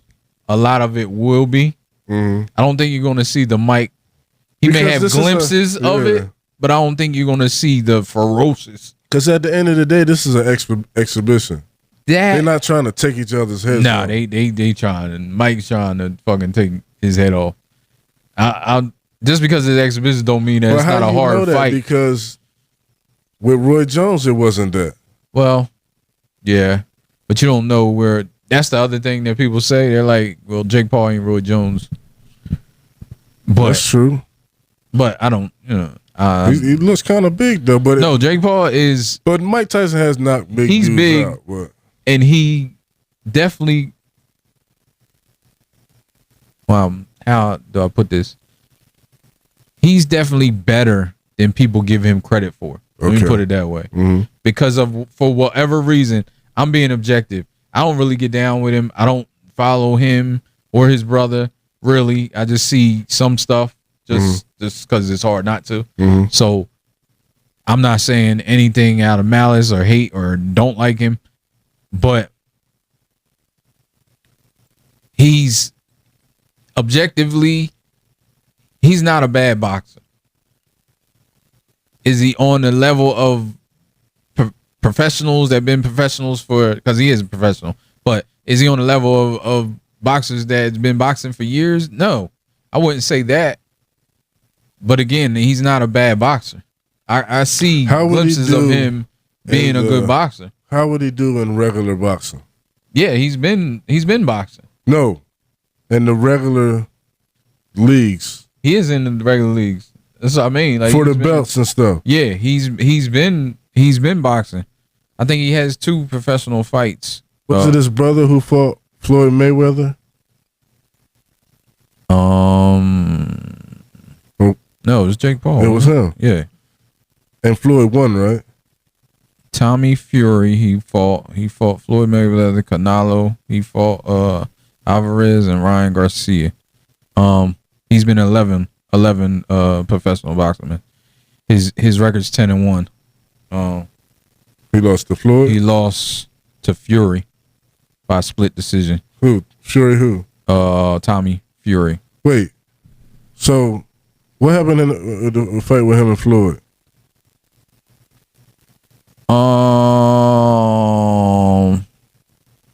Was that professional? Or was that no? I think that was an exhibition. Okay. Yeah, because they don't list that here. And this is an exhibition, right? Yeah. This doesn't count for his. But that's what I'm saying. I mean, they can say that he hasn't fought, and he fought. What's his name? Played for the New York Knicks. Little guy. Well, I say little. He's probably taller than me, but little for the NBA. Nate Robinson. He fought Nate Robinson. I think I heard about that. Wasn't. Yeah, I watched that. That wasn't professional. But I heard that went bad. Yeah, for Nate. Yeah. And that's the thing. I knew. I kind of knew because I'm like, even though everybody wants to say what they want to say about Jake because of whatever. Maybe they don't like him. Maybe whatever it is, whatever the reason, it might be valid reasons. I don't know. But like I said, objectively, he doesn't look terrible. He's not a terrible boxer. He actually does some fundamentals really well. He actually looks like he's not in it to be playing. Everybody thought he was. They thought it was just for YouTube because naturally that's how he made his fame. And they just thought, no, he's just some other content creator.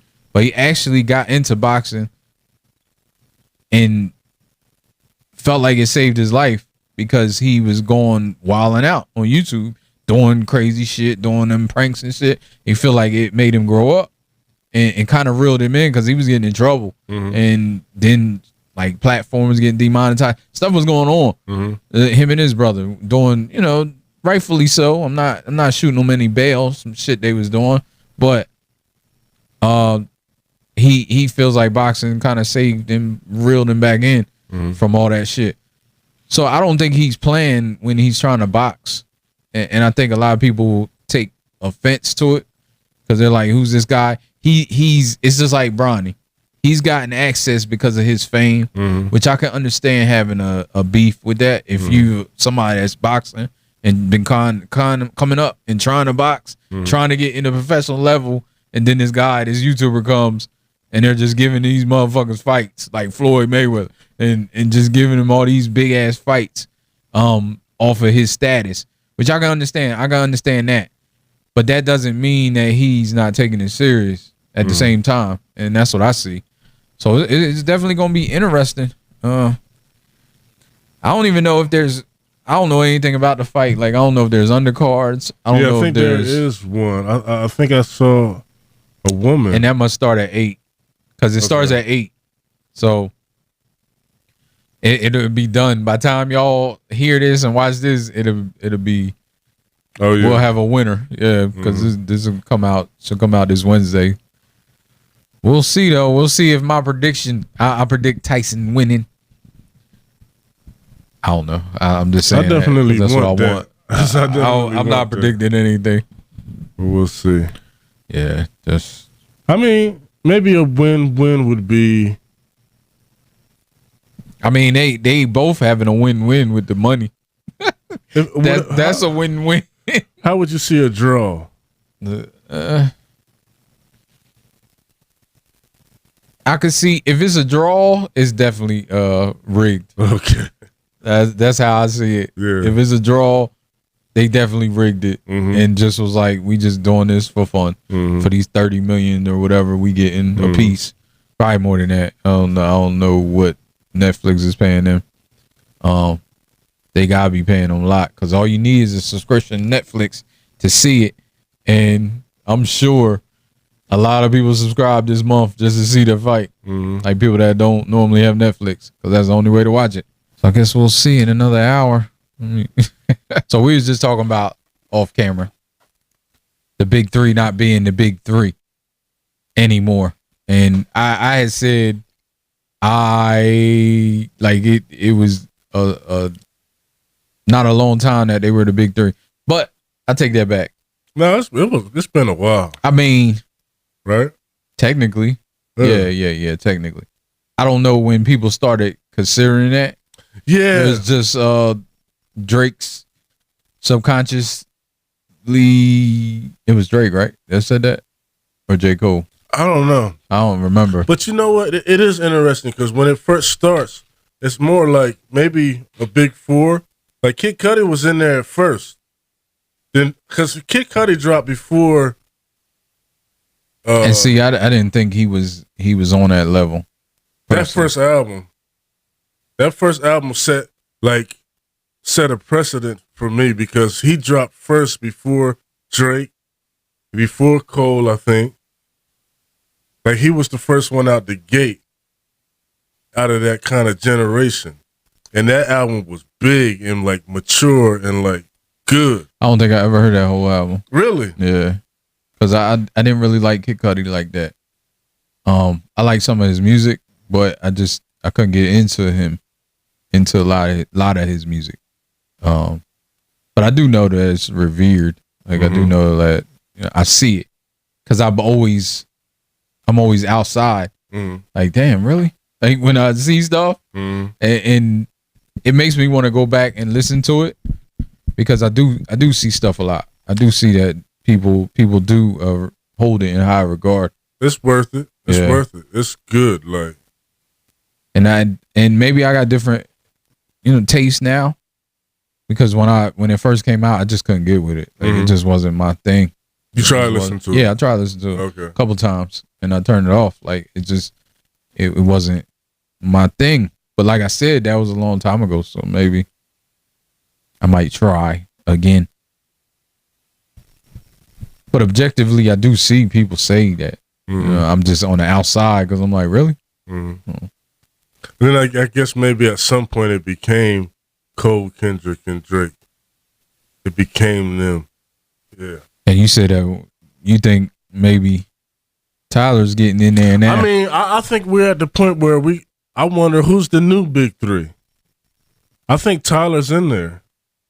And I'm not so sure that Drake, Cole,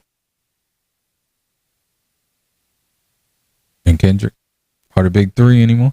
Yeah. I mean, I hesitate to say Kendrick because he's well, he might still be in there. Did. Yeah, he might still be in whoever's the new people, he might be sitting in the seat still. Right. I think it's definitely I think Tyler, Kendrick. Who would be number three? I don't know. I can't be. I don't know. Who else is hot in hip hop right now?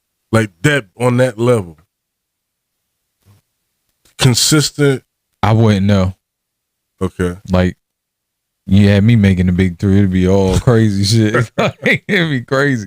It'd be like, bitch, where you at? 1995? Like, what are you doing? 1995, Carl. Like, listen, I'm so out of touch. I couldn't do it. Just like with the Grammys. Like, I don't know. Wait, is Kendrick? Like, Nas ain't nominated, motherfuckers. Is Kendrick and Tyler top two? Right now? Yeah. I would say that. Yeah, me too. This week, I bet. For real, like that's how fast music is consumed and how fast shit go. But definitely, they the top right now, right this second. Yeah. Like I said, it might be different next week or the week after. Who knows? I mean, who could change that? Who could change it? Anybody that's nice, come out. I know a few people, but I don't know.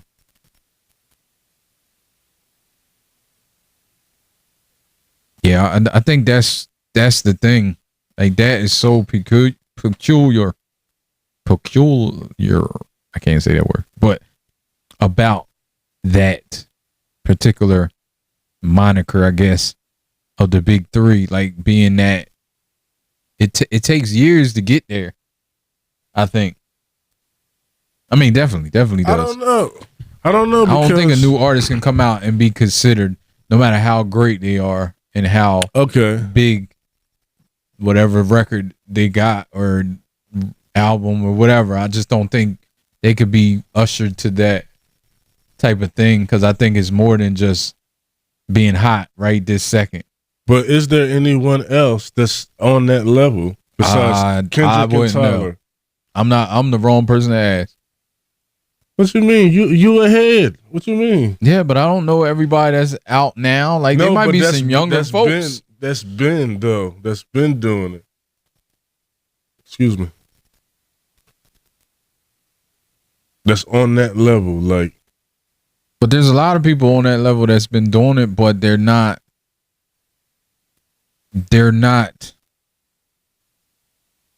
to the level of the youth. You know what I mean? I think that's part of it too. You mean they're older? Yeah. Like, okay. I look at like Nas's run. Well, no, like he might have one of the greatest runs. I'm talking about in hip hop. But Nas has had his time. But that's what I mean. Yeah. That's what I'm saying. Like, they wouldn't. Like, I don't think that matters personally, but I think everything that means, it does. Like, everything that means when people say it, like, that's not a light thing when people are saying the big three. Like, I think. Yeah, I just think there's a lot going on with that. Like, it's a lot more than just having a hot, being hot or being having longevity or whatever. It's something. It's an intangible there that's hard to explain. Yeah, but you know what it is. Like, people know what that intangible is. They're solid. They're consistent. Like, revered. They're throughout. Like, not just put the out youth. High quality music. Yeah, not just the youth and not just the older people. Like, they're revered throughout. Yeah. And I think there's a level of artists that it is a level of time that it takes to get there. And once you pass that time, I think you can be out of it due to that. Yeah, I think due to that time. Yeah, because I wouldn't even put Eminem in it. Like, I think he's had his time. Like, yeah, where he was just top of the top. Like, even though I feel like those artists like Eminem and Nas, and I feel like they're making better music. They're making just as good some of the stuff that's just as good as their old stuff, but the youth aspect is not there. Like, I don't think the youth aspect is there. Been a lot of times I just don't say nothing because it's your opinion and you're entitled to. No, that's the point. But we about to argue. That's the point. Cause no. Okay. That's your opinion. No, that's the facts. That ain't facts. It's your opinion. This Eminem album, everybody has one. It's not. I think there's songs on here that are just as good as his old music. I'm not saying the whole album is like, I don't get down with the whole album, but there's songs that are just as good as his old music. And Nas also. There's songs just as good as his old music. You ain't talking about whole albums. Huh? You ain't talking about the whole album. No, okay. Not the whole album. I'm saying he's making some music that's just as good as his old music. Now, the whole album, I ain't gonna say is just as good. Not Eminem. But again, I don't think that's the only aspect of that big three discussion. There's an intangible there that everybody knows. I think, like, everybody or most people know, like, there's something intangible that's there, that's with those artists. Like just how they're revealed by like the whole genre, the whole everybody that's in it, not just the youth or the old people or the old hip hop heads, and like everybody can agree. Like there's an agreement there, I guess maybe throughout the whole culture, and there's that thing that needs to be there.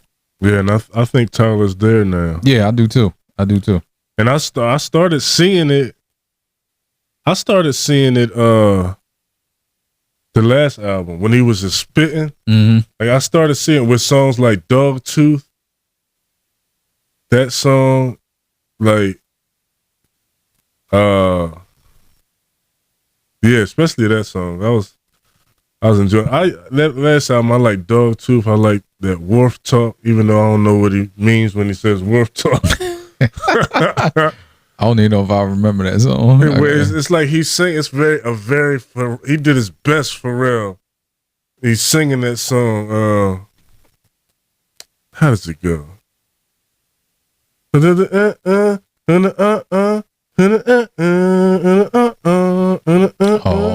I probably didn't like that song. Oh. He's singing the whole song. And A$AP Rocky raps on it. Oh yeah. I know what song you're talking about. That Sorry song, but just that spitting. Like there was this one song that he got a video for it, and it's like he start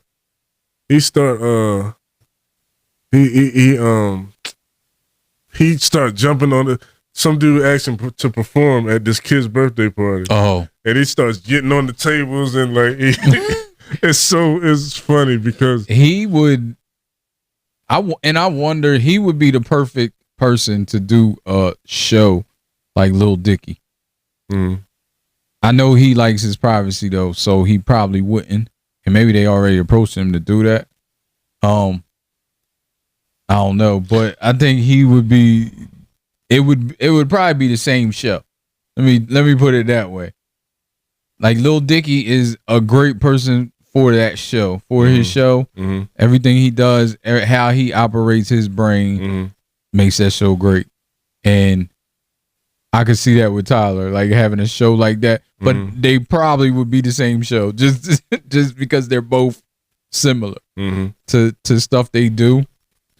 But it's just different backgrounds, which is one of the reasons that makes Lil Dicky show so funny too, because of like how traditionally Jewish his upbringing was with his mom and dad, and how they don't really understand what he's doing. Like they're like, hey, you looking for a job? And he's like, nah, I rap. I was on the Grammys yesterday. Like, oh, is that good? Like that shit is so funny to me, but that contrast is so fucking wild because they be like, you still doing your music thing? Get a little bit of music? He's like, yeah, that's how I eat. Like, that's how I make a living, mom. Like, that's what I do. So, but yeah, I just see Tyler. I could see Tyler in a role like that. Just being him. But yeah, I mean, but man, yeah, we've been riding Tyler this whole episode, man, on his nutsacks. But, nah, he deserves it though. I think he works hard. I think his music is great, and he definitely deserves the accolades. For real, his maturity too. I think it's great to see him mature, and yeah, I like when I see artists mature like this and just get better with their craft, because it's a level of, you can tell that they love doing this, and that they respect it, and I think that's, you're not always there when you're young. It's just some shit that you like to do, so you're just doing it, and you happen to get famous and you happen to make money from it. But it's not always, you don't always understand that, and being young and having all that money and just making music, just, it's like whatever. But to really mature and like really think about it and move forward, like with the subject matter and the way you produce stuff and try to get better, like all that matters. And It's a great album. Great album. One thing I like that he said. So somebody asked him like, "All right, what you want to focus on? This you want to focus on this part of the music, or this kind of music, or this feel or that feel?" And he was like, I want to focus on what I want to do. Yeah. What I like. Yeah, what I like. Yeah. Yeah. And that's dope. I think that's the other thing. Like, he's himself a lot. You know? And I think that's why Mask Off is so deep too. Because I think he had to get there to, even though I think he's always been himself, but you know, he's hidden parts of himself. So yeah, I really like that. I think we're gonna wind down. This was the Tyler the Creator episode. I can see. I had more to say. There's an interesting discussion we can have amongst ourselves where we're comparing J. Cole and Tyler the Creator and rapping, but it's like I don't really want to say that on here because I'm not trying to take nothing away from one of them. You know what I mean? You know, so yeah, it's important to me, like, to be respectful and considerate. I think you could be respectful and still give your opinion. I don't think giving an opinion is not respectful. I think people need to realize that too. There's ways to give your opinion respectfully. And just because you're not feeling something or think something else is better don't mean it's bad, and it doesn't mean it's a slight to you. I put it this way. I put it this way. You can have two things. I don't want to do it because I don't want to slight. You know what I'm saying? I don't want to, because people are different, and you can get something from one person, and you can go get something else from somebody else. Yeah, that's why it's your opinion, because you have this opinion. Like, this is how you feel. Yeah. You might not like something that somebody else do. And it happens to me all the time. Yeah. So, yeah. Or I like something that somebody else doesn't. Like, a lot of people don't. No disrespect in this. All due respect to Nas. Nas is your favorite rapper. You think everything that Nas has ever done is great, right? Mostly. Yeah. There's like 3 songs that I don't like. My favorite Nas album is Stillmatic. And I also like that would be down on my list.